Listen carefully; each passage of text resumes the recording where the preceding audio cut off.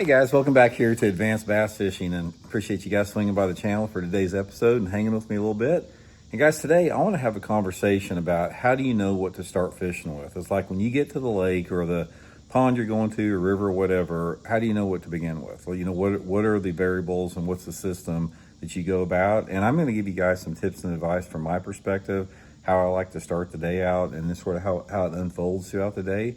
Definitely think it's going to add up to some more fish for you guys. And sort of taking a break right now, guys, sitting down in the tackle room. It is so freaking hot here right now. It's about 97 degrees outside. And I got the tackle room's a mess. I've been organizing it. I had to do a photo shoot and I had all my plaques down, putting them back up, just taking a seat right now to do the video. So that's probably why you're seeing me in this position here. Also, guys, thank you very much, man, for everybody that's taking time to subscribe here at Advanced Bass Fishing. Appreciate that.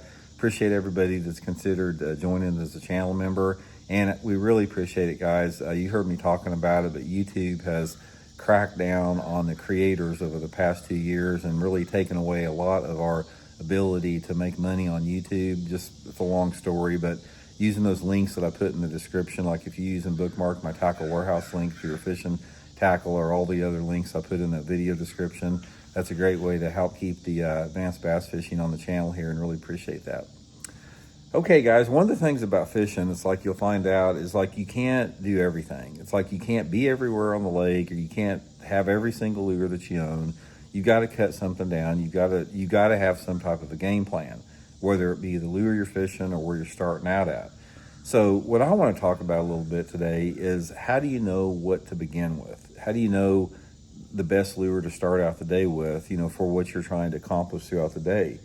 Now, one of the things that I have found out, and this is going to go against the grain a little bit, a lot of people will change up lures throughout the course of the day. For example, you always hear people talking about the early morning topwater bite. So they'll start out throwing a topwater bait for the first hour or two when the shade's on the water and the light levels are low, and then they'll switch up something, and then they'll switch up something again.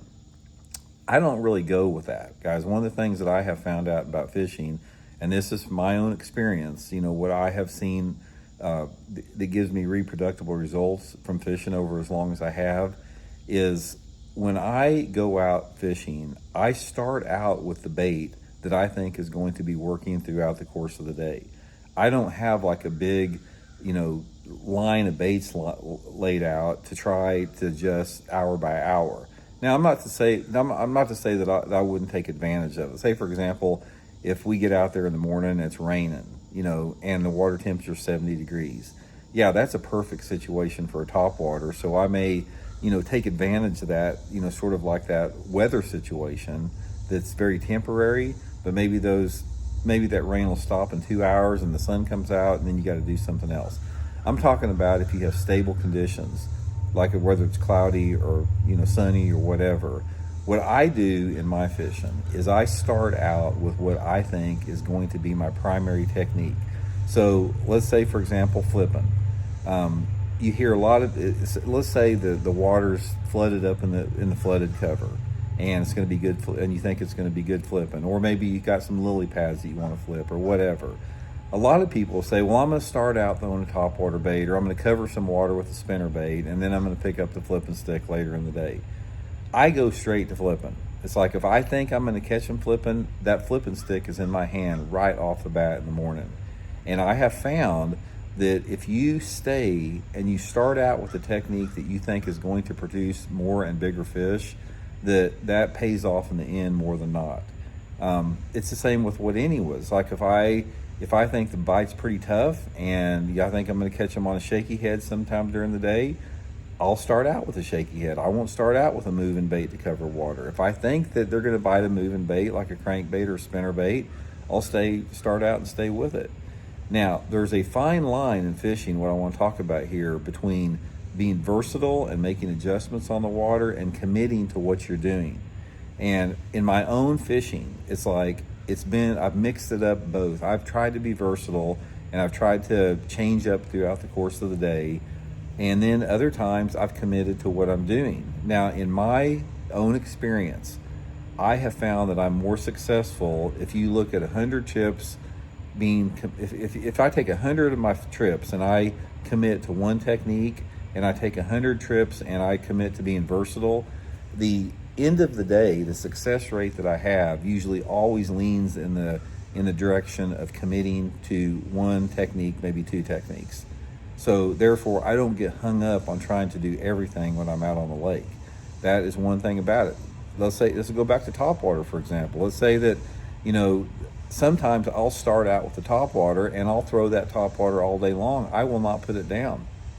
I've seen situations where, you know, they're biting a whopper plopper or a frog or prop bait or whatever, and it may be slow in the morning, and then it picks up during the course of the day. So when you talk in terms of how to start out with your day, try to start out with what you think you're going to wind up fishing, and ultimately how that decision goes about, how you decide what is going to be your primary technique, is you're breaking it down between, do the fish want a moving bait or do they want a bottom bait? Because it's usually one of the two. It's like bass are usually chasing or they're not chasing that much. So there'll be some on the edge there a little bit. But let me give you a prime example. I've been fishing a lot the last couple weeks here around Missouri, and I've been catching by far most all my fish on a crankbait. And I've been catching a bunch of them too. I figured out a little deal that's working, and I've been catching a lot of fish on a crankbait the last couple weeks. I have went back through those same areas where I'm getting lots of bites on a crankbait, and I slow down with like a finesse jig or a creature bait or a plastic worm or something. I can't get a bite in those same areas. Those fish are there. I'm catching them on the crankbait. I can see activity on my 2D sonar, but they won't bite a slow bait. So the fish, for whatever reason, are in a chasing mode right now. It's the nature of everything lining up, you know, to lead them to that point. And sometimes it's the other way. Sometimes you can't get a bite on a moving bait like a chatterbait or spinnerbait or crankbait, and you got to slow down. So first thing you have to do is determine the mood and the personality of the fish before you can really get into that. And that just comes with sort of knowledge of seasonal patterns and experimentation and all the stuff that, you know, gets you starting somewhere.